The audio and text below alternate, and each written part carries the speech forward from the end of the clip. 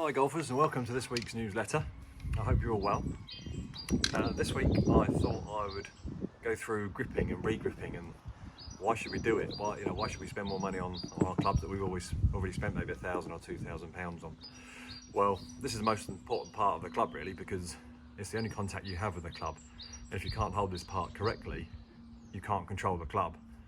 So it doesn't matter how good the specification of the club is or how good your actual swing wants to be. If the club is losing traction in your hands, you haven't got control of the club face or the quality of the strike through impact.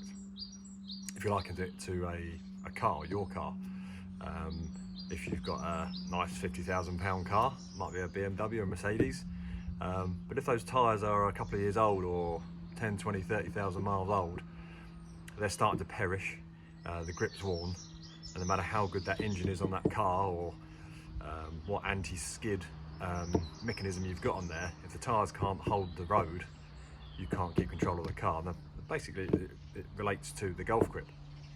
These two that I've got here, this is a worn one, an old Callaway one. You can probably hopefully pick it up on the camera here. It's quite shiny. And my one that's been freshly re-gripped. You can see there's no real shine on it. You can see the matte finish, if you like, of the fresh grip. So that obviously relates directly to how it sits in your hand, but also something that no one really talks about much when re-gripping is how the rubber wall of the grip changes as well, because as it starts to perish, it hardens up like a bit of plastic almost, whereas the new grip, the walls of the grip stay soft. So again, it helps maintain a grippy or a tacky feeling within your hands, which sends a signal to your brain that you can relax your hands. You're not going to let go of the club in any way or lose control, and that then directly links to the quality of the golf swing you can make. Now I'm going to try and show you an example of how it affects the tension in your hands and arms and your shoulders. Therefore it relates to how well you can turn and how well you can bring the club back to the ball. And because your brain switches to thinking about holding on for dear life, the rest of the golf swing gets a bit forgotten about, because the brain box struggles, especially for myself, to do more than one thing at a time. So here goes. So firstly with my one, which is a relatively freshly re-gripped club, and as soon as I place my hands on the club, I get a feedback of the grip is nice and soft, it's tacky, and I can straight away relax my grip. I've got no fears of it coming out of my hands. I can feel that my hands are nice and arms are nice and relaxed, and therefore my shoulders are, and I can make a nice, smooth, controlled golf swing.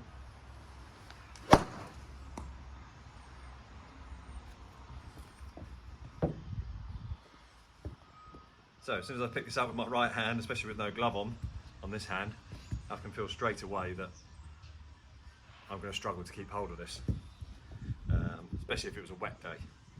Obviously, because the rain, water will cause more or less friction, less grip between your glove hand and the club itself.